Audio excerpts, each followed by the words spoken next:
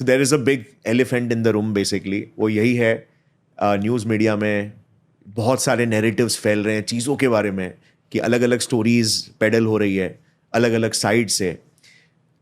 शाहरुख खान के बेटे Aryan Khan, so basically मतलब ये एक ब्यूरोक्रेट के लिए, एक ऑफिसर के लिए, लाइक मतलब शाहरुख खान से एक तरीके से मेस कर देना एक बहुत ही चैलेंजिंग बात है, राइट? और यहाँ पे आपने वो केस आर्यन खान के खिलाफ किया बेसिकली, मतलब आप उसमें इन्वॉल्व हुए, तो उस दिन हुआ क्या था? क्या आप कुछ बता सकते हैं उस बारे में कि सच्चाई क्या है? गौरव जी, सबसे पहले ये जो आपने कहा एलिफेंट इन द रूम, तो I don't agree with that. I would call it as a microorganism in of my cases. Basically शायद मेरे करियर का सबसे छोटा केस होगा जो आपने मेंशन किया अभी। और सेकेंडली, मैं उस केस को इतना इम्पोर्टेंस नहीं देना चाहता हूँ। मेरा speaking with good public, so I don't want to waste my time speaking about that case. Thirdly, matter क्योंकि कोर्ट में सब जुडिस है, ऑनरेबल हाई कोर्ट के सामने है, तो मैं उस पर कोई टिप्पणी नहीं करना चाहूँगा। भले ही दर्शकों को या बहुत सारे जब भी मैं इंटरेक्शन करता हूँ तो ये सवाल मुझे पूछा जाता है, लेकिन मैं आपके माध्यम से ये कहना चाहता हूँ कि neither I am scared of anything, neither मैं कोई बात को छुपाना चाहता हूँ। मैं सिर्फ और सिर्फ अपने जो भारत की न्याय प्रणाली है उसका बहुत सम्मान करता हूँ, तो उसके कारण मैं कुछ चीज़ें बोल नहीं सकता, because I have given an affidavit in the honourable High Court कि I will not speak about the case. बोलना तो बहुत कुछ चाहता हूँ, शेयर भी बहुत कुछ करना चाहता हूँ, लेकिन there is a code of conduct for which I cannot discuss. लेकिन एक भगवान से एक प्रार्थना ज़रूर करता हूँ कि वंस दिस इज सॉल्व्ड और once any outcome is there, भगवान से ये इच्छा होगी कि फिर से आपके सामने बैठ के ये संक्षिप्त में और काफ़ी डिटेल में डिस्कस करूँ आपसे मैं। सो बेसिकली ये मामला अभी कोर्ट में ही चल रहा है, बिल्कुल राइट? और इसके बारे में बात नहीं कर सकते। बिल्कुल। ओके।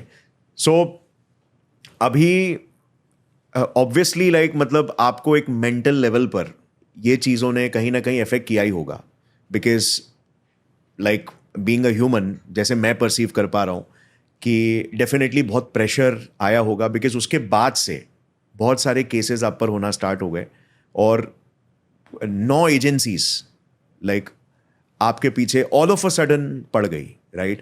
तो अब वो भी मामला चल रहा है कोर्ट में कि क्या है, क्या सही है, क्या गलत है करके। सो अभी कोई कुछ बोल नहीं सकता कौन सही है कौन गलत है, बट ये सब चीज़ों का मेंटली क्या इम्पैक्ट पड़ रहा है? गौरव जी, देखिए, मैं एक मैं तो एक बहुत, जैसा मैंने आपसे कहा है कि I am a very small person. जब हमारे भगवान श्री राम पे आरोप लग सकते हैं तो मैं तो एक बहुत छोटा इंसान हूँ। जब हमारी माता सीता पे आरोप लग सकता है तो मैं तो कुछ भी नहीं हूँ बेसिकली। दूसरी बात है, अगर मैं ये प्रेशर झेल नहीं पाया तो अगेन मेरा यूनिफॉर्म पहनने का कोई फ़ायदा नहीं फिर।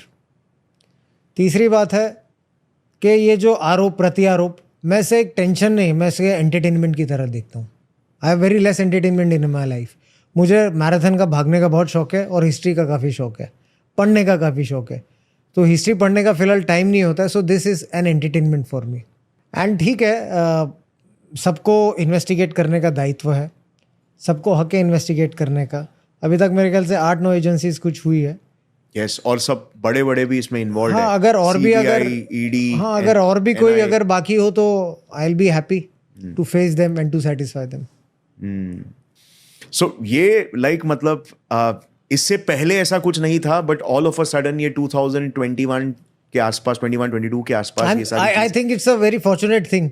बेसिकली मैंने तो मेरी 18 साल की सर्विस हुई है, काफ़ी प्रेशर्स भी देखे हैं। I don't take pressures also. Start में थोड़ा लगता था, लेकिन उसके बाद में तो हैबिट हो गई थी and it doesn't affect me any more. But ये ज़रूर कहना चाहूँगा मैं कि after a particular action, suddenly,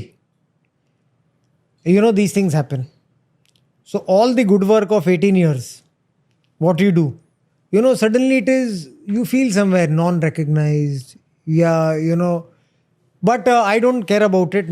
मुझे सिर्फ 2 जन को आंसर देना है, उत्तर देना है एक तो मेरी राष्ट्र माँ को और एक जिसने मुझे जन्मा है उसे, और बाकी का I don't bother about anything. I am there to fight and I will fight till the last breath of my life. So basically like अगर आप किसी एक ऑर्गेनाइजेशन में काम कर रहे हैं और उस ऑर्गेनाइजेशन में ही लोग लाइक आप पे केस डाल दे रहे हैं, तो ये चीज़ मतलब मेरे ओपिनियन में काफ़ी शैटरिंग है. और फिर उसके बाद बहुत सारे और केसेस आते हैं. तो डेफिनेटली लाइक एक ब्यूरोक्रेट, एक ऑफिसर के कंधों पे बहुत ज़्यादा प्रेशर रहेगा, राइट. बट उसको हैंडल करना, सही से हैंडल करके अपने काम के तरफ फोकस रखना, आई थिंक वो अपने आप में एक बहुत बड़ा चैलेंज है. देखिए, चैलेंज भी होता है एंड दूसरी बात है कि वो टाइम पे you know your own strength.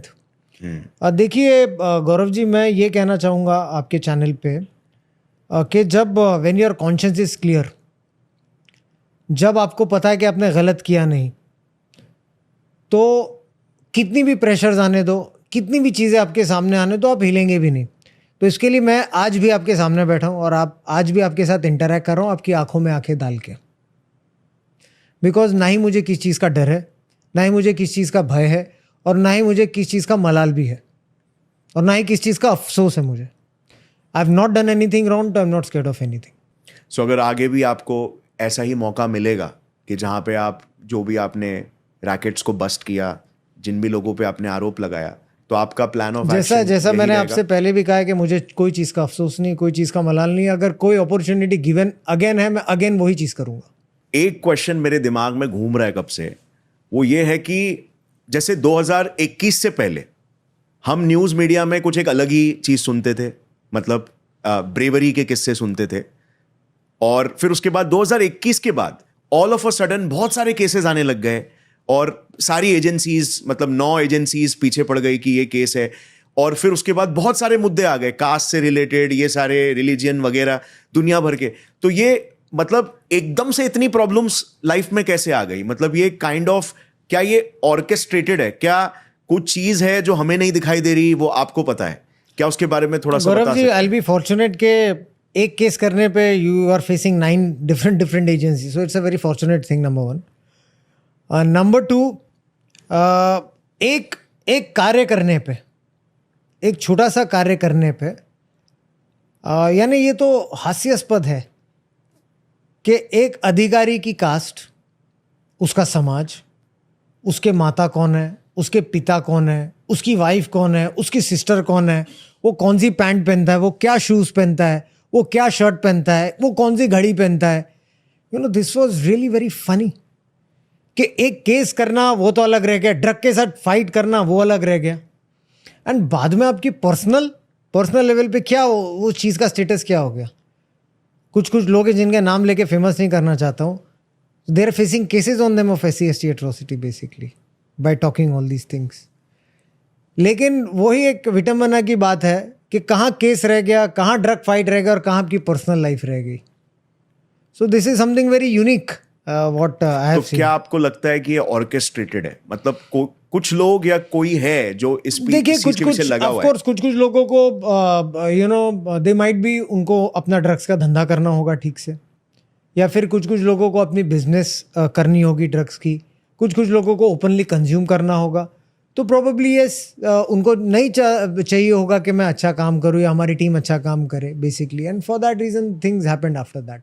अगर आपको ये क्लिप पसंद आई तो पूरे पॉडकास्ट का लिंक नीचे डिस्क्रिप्शन में. Indulge and enjoy.